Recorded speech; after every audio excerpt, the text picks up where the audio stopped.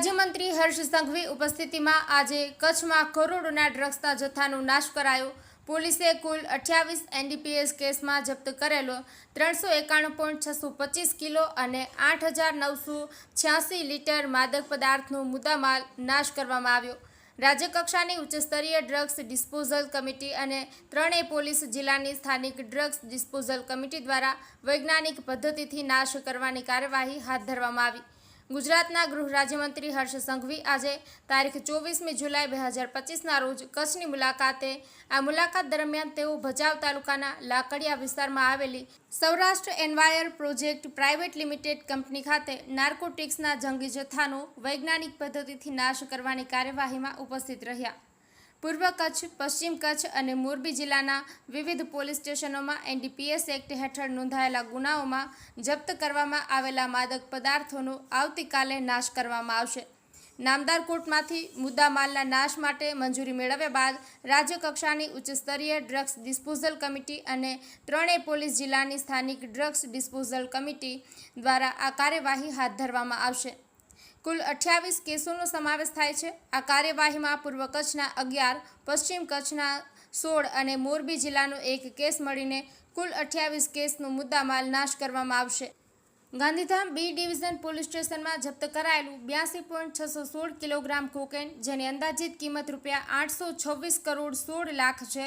Mandvi police સ્ટેશનમાં જપ્ત કરાયેલું 105.428 કિલોગ્રામ ચરસ, જેની અંદાજિત કિંમત રૂપિયા 44 કરોડ 57 લાખ 50 હજાર છે।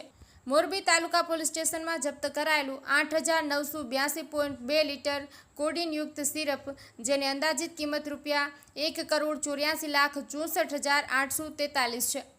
અન્ય માદક પદાર્થોનો પણ નાશ કરાયો છે, જેમાં ઉપરાંત કેસો ઉપરાંત પૂર્વ કચ્છ અને પશ્ચિમ કચ્છ જિલ્લાની સ્થાનિક ડ્રગ્સ ડિસ્પોઝલ કમિટી દ્વારા અન્ય 25 કેસોમાં જપ્ત કરાયેલા ગાંજો, કોકેઇન, ચરસ, મેફેડ્રોન ડ્રગ, પોસ્ટડોડા વગેરે સહિત પશ્ચિમ કચ્છનો કુલ 129.368 કિલોગ્રામ અને પૂર્વ કચ્છ ગાંધીધામનો 74.213 કિલોગ્રામ માદક પદાર્થ પણ નાશ કરવામાં આવ્યો। આમ ત્રણેય પોલીસ જિલ્લાનો મળીને કુલ 391.625 કિલોગ્રામ અને 8,968.2 લીટર માદક પદાર્થનો નાશ કરવામાં આવશે।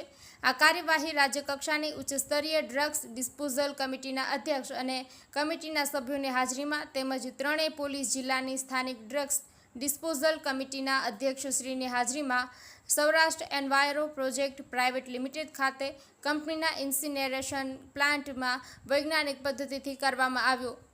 ભીખુ પ્રજાપતિ, સામખિયારી, કચ્છ।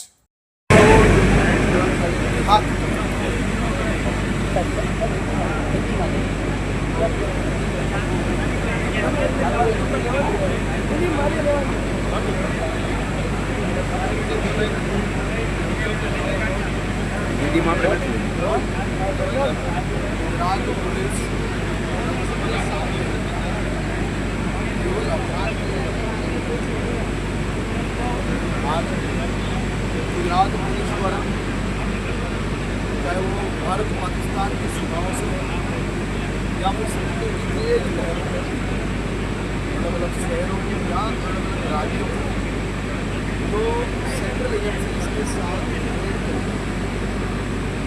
अनेक ऐतिहासिक सफलता ड्रग्स पकड़ करने हासिल की।